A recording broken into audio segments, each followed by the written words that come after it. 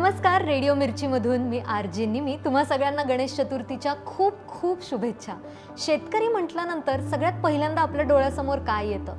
तो एक पुरुष शेतकरी जो शेतामध्ये राबतोय, घाम गाळतोय नाही, पण जर मी म्हटलं की आज माझ्या शोवरती असणार आहे एक महिला शेतकरी, TVS क्रेडिट आणि मिरची प्रेझेंट्स सुखकर्ता सुखाच्या गोष्टीमध्ये आज माझ्यासोबत आहे सुवर्णाताई, ज्या एक महिला शेतकरी आहेत आणि त्यांची ही जर्नी कशी आहे शेतीची, आज त्याच विषयी आपण गप्पा मारणार आहोत। नमस्कार, तुम्हाला गणेश चतुर्थीच्या खूप खूप शुभेच्छा। मला पण खूप खूप शुभेच्छा। सो सगळ्यांना सांगा पहिले तर की तुम्ही काय करता, कुठून आहात? मी शिंदेवाडीवरून आले। शेतीच करते। किती वर्षांपासून? 20 वर्षांपासून, म्हणजे जसं लग्न झाले तशी शेती करते। लग्नाआधी पण शेतीच करत होते। अरे बापरे। मी छोटी होते, म्हणजे 5वीला होते शाळेत। 5वी पासून? म्हणजे माझी आई मी 5वीत असताना माझी आई वारली। तिथून पुढे सगळं अंगावर पडलं काम करायचं। मग शेती आणि शाळा मला जमत नव्हती।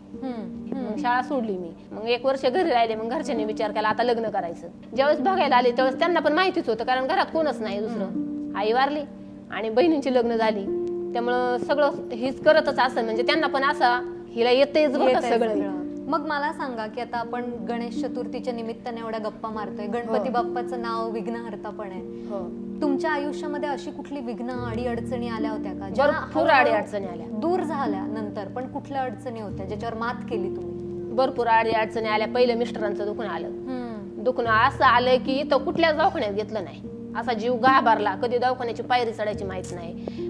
पुण्यात तिथे जहांगीर हॉस्पिटलला ऍडमिट केलं। परिस्थिती भरपूर वाईट, पैसा नव्हता दवाखान्यात भरायला। लाख 1.5 लाख रुपये बिल झाले दवाखान्याचे। आता कुठून भरायचे? दवाखान्यात आहे तरी पण टेन्शनच आहे ना। बरोबर। पण मला म्हणजे नाही का सपोर्ट होता, बहिणींचा, भावाचा, घरच्यांचा, दिराचा वगैरे सपोर्ट होता। पण मग पुढे जाताना त्यांनी पैसे भरल्यावरती मी घरी आल्यावरती असं वाटलं की आता हे पैसे कशावर फेडणार आपण। मग असं ठरवलं की नाही का, म्हणजे आपण ट्रॅक्टर घ्यायचा।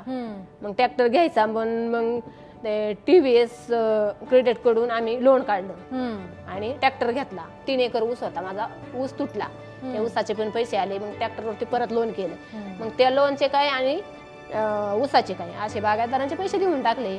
म्हणजे ट्रॅक्टर तुमच्या आयुष्यात विघ्नहर्ता सारखा आला असं म्हणायला हरकत नाही। ट्रॅक्टरने सगळे विघ्न बुडले, दूरच केली। म्हणजे 4 रुपये येणं चालू झालं ना त्याच्यातून। बरोबर। म्हणजे ती ट्रॅक्टर एक लक्ष्मीची आमची म्हणायला हरकत नाहीये खरं तर, लक्ष्मीची। आणि पूर्ण महाराष्ट्रासाठी नाही, भारतासाठी तुम्ही पण एक आदर्श आहात, कारण तुम्ही एक महिला शेतकरी म्हणून पुढे आलेला। पुढे आले। सो तुम्हाला खूप खूप धन्यवाद, तुम्ही आलात आणि तुमच्यासोबत छान गप्पा झाल्यात। TVS क्रेडिट तर्फे सर्वांना गणेश चतुर्थीच्या शुभेच्छा। गणपती बाप्पा मोरया।